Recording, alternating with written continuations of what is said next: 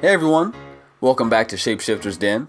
Today we're going to do a movement journal entry on one of my all-time favorite movement patterns, and I keep bringing it up in previous videos, so I figured it's time to take a deeper look at the Kong movement pattern.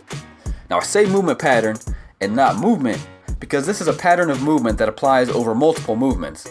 It's a way of linking together movements that have a common core, a common root, and that root is the Kong movement pattern. Now to begin learning this movement pattern, we've got to start simple, we've got to start small.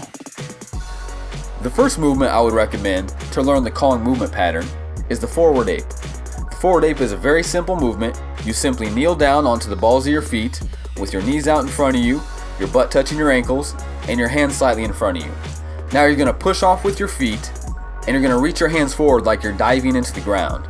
Continue pushing through with your hips and launch your upper body up over the top of your shoulders as you catch your weight and then slowly lower yourself back down to the original position.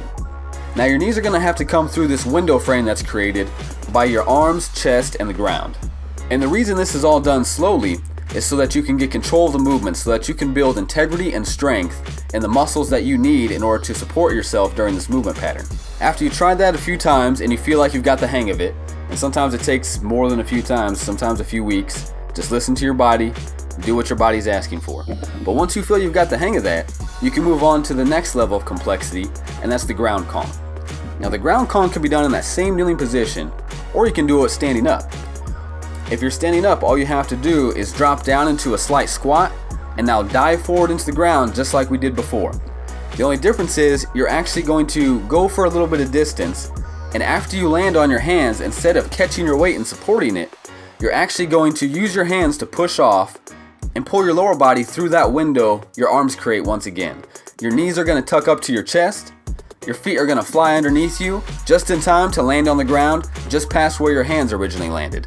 This is a great way to cover large distance in the quadrupedal position. It feels really good and it is an absolutely amazing strength builder.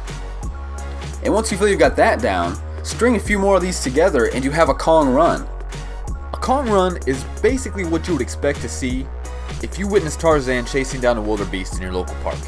It's an extremely powerful movement. Go out, try it out in your local park. You might get a few people laughing at you, but you will feel like a beast, I guarantee it. Now, I recommend you do these variations of the Kong movement pattern for at least a few weeks by themselves. But again, do what your body feels like it can handle. Okay, so moving on. If you have the chance to try out these previous movements and you feel strong with them, you can accomplish them with ease, you feel confident, then that means it's time to continue, and for us that means moving up. And I literally mean taking this movement pattern and moving up off the ground with it. In order to do this, we're going to use the Kong vault. Now if you've ever seen parkour, then you've probably seen a Kong vault. It's one of the most iconic parkour images possible, and that's because it's flashy, it's fun as can be, and you just simply feel like a beast when you're doing it. But before we get to the Kong vault, we've got one more step to go through. You've got to make sure you're safe, you've got to make sure you're not fighting yourself, and the one fear that always gets everyone when they first try to do the Kong vault is they're afraid of clipping their toes on whatever it is they're trying to jump over. Now once you get out there and try it, you'll know exactly what I'm talking about. When you jump up over something and you try to get these knees to fly through the window created by your arms, and they've got to be there in time to get on the other side of you and land, or you're going to face plant. Now when you run up to this, you can feel that. So the next movement pattern we are going to do is to help you get over that fear and prepare yourself for the epic Kong vault ahead. Now this movement pattern we're going to call the monkey plant. Performing a monkey vault is incredibly simple. Just go up to any object that you're thinking about vaulting. A really common one people learn on is a park bench. If you got a park bench anywhere, just go to the end of it. Stand next to it with your hands on top of it. Now bend down just like you would for any jump, because your goal is to jump up on top of this in a full squat position. It's just like any box jump you've ever seen. The only difference is that this time, right after you jump with those legs, you're also going to propel yourself forward and up using the hands and arms. So this is a way of using your hands and arms to help and assist and be part of this complex Kong movement pattern and launch yourself up onto the top of this. Now once you get up on top of there, congratulations, you have accomplished the monkey plant. If you can land in a full squat, then give yourself a thumbs up because you get an A+ on the monkey plant. And now that you've successfully accomplished that, it's time to move on to the Kong vault. I'm not going to overcomplicate this. I do suggest that you watch at least a few YouTube videos of some really good ground Kongs. I'll see if I can find some good examples. In fact, if you think you just have an awesome example of a ground Kong video, hit me up in the comments and let me know. I'll just take a few of the best ones I find and I'll stick them in the description. So in order to accomplish the Kong vault, you're going to step back at least a few steps back away from whatever object it is you want to vault over.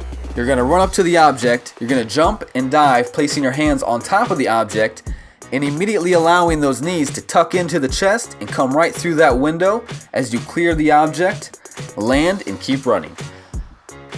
Now, if you find yourself falling short and you can't actually get over the object, like the first time I tried, it was a park bench and it ended up being too long. Don't worry, just immediately go into a monkey plant. You see, this is why you've got this full squat. If you can't get yourself past the object, once you plant your hands, simply monkey plant onto the top of it, and voila, no problems. In the beginning, a lot of people jump off of 2 legs and they land on 2 legs. That's perfectly okay, but just be aware that if you want this to flow into your other movements, if you really want to master it, you have to go off and land on 1 leg so that you can keep running. Because you want to run up to this, flow over it like water, and just keep going on your way like it's not even there. Alright guys, that about does it for this movement journal entry. I really had a lot of fun making it. I have much more fun actually performing these movements. I really hope you guys get the chance to get outside and try some of these out. And if you guys enjoyed the video, then go ahead and give me a thumbs up. If you'd like to see more, then definitely subscribe. Feel free to leave any comments or questions down below. And as always, keep moving, everyone.